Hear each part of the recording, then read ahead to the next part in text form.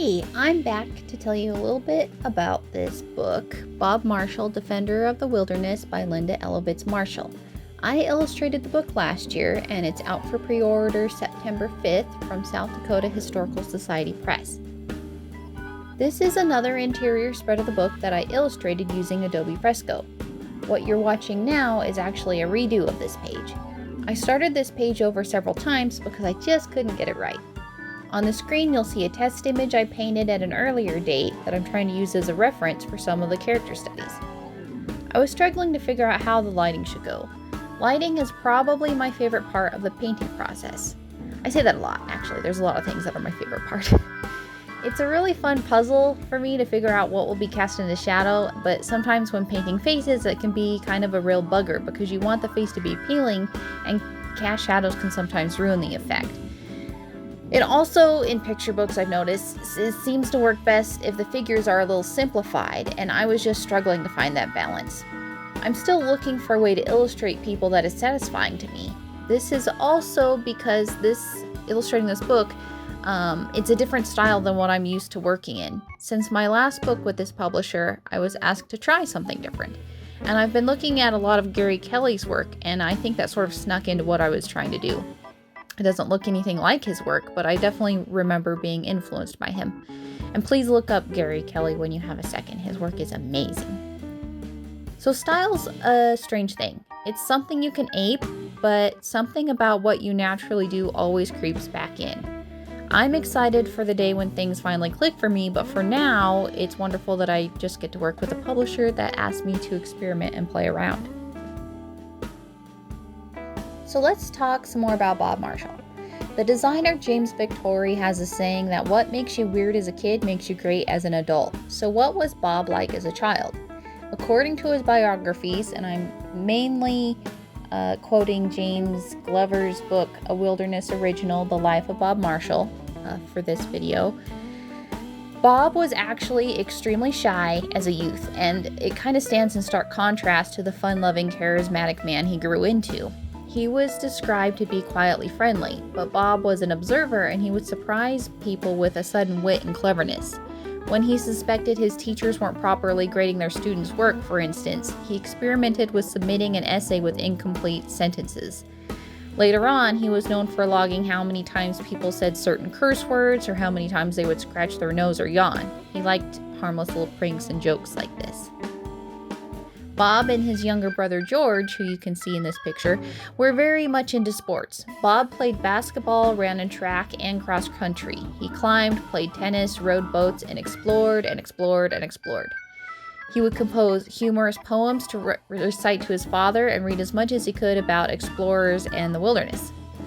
In the summers, Bob's family would travel by train and then by boat to their cabin at Knollwood off the lower Saranac, I hope I'm saying that correctly, Saranac Lake in New York.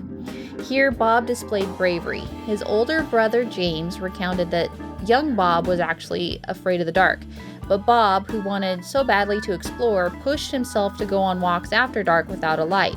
He told his brother that it helped him to be alone in the forest. And his father, Lewis Marshall, helped cultivate a love in his children for the outdoors by asking them to look for species of plants around Knollwood and record their appearances.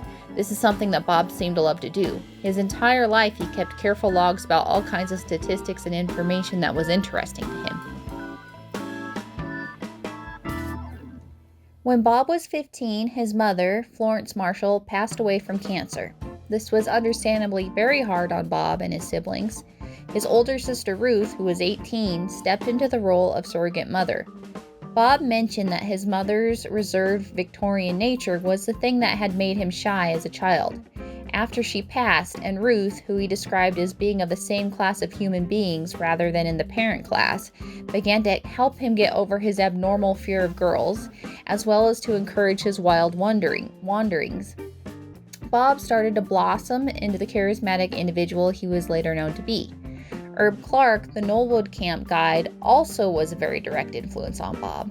Herb Clark took Bob and his younger brother George climbing on the peaks around the lake. He would regale them with stories and songs and tell them tall tales that they enjoyed picking apart for the facts. When Bob was 15, Herb took him for his first climb on Mount Ampersand. The climb was extremely steep, and to keep Bob and George from leaning out too far on the side of the mountain, Herb Clark told them that this was the place where Lot's wife had been turned into a pillar of salt, and if they continued to keep turning around, the same fate would befall them. Bob, heeding the warning, instead tried to focus on the beauty around him. He wrote, "We admired the real beauty of the woods, not just a steep precipice, a big rock, or a glimpse of the lake. We admired the fine trees, beautiful flowers, lights and shades among the trees, and the hundreds of other things which make the woods so superior to the city." The beauty of the natural world impressed Bob immensely, and he shaped his life by it. He wrote, "I love the woods and solitude. I like the various forms of scientific work a forester must do. I would hate to spend the greater part of my life in a stuffy office or a crowded assembly, or even in a populous city. If I can combine my greatest pleasure with a useful work, then surely I will have great advantage over most business and professional men." In 1920, Bob Marshall entered into the New York State College of Forestry in Syracuse, New York. One student wrote, "I had come from a conservative family on an Atlantic coast island. My family was especially straight-laced about such things as neatly pressed clothes and short-cropped hair. But here was this guy coming to class in shaggy hair, a rumpled flannel shirt, khaki pants, wool socks, and sneakers. He didn't socialize with anybody at first and didn't care about the bowl sessions we would have in our rooms. He was just very different."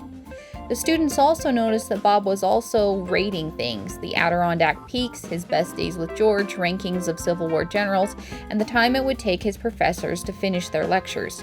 Whenever he got a break, Bob was tromping off into the woods. By 1922, Bob, Herb, and George had already climbed all 42 of the high peaks of the Adirondacks. In order to help get an Adirondack Mountain Club off the ground, Bob wrote a booklet entitled "The High Peaks of the Adirondacks," which became a model for modern-day hiking guides. Bob graduated the forestry college with a greater sense of self, a greater appreciation for nature, and a purpose to protect it at all costs. I think you can see from this that Bob was a pretty interesting, quirky guy, and he was a very fun kid.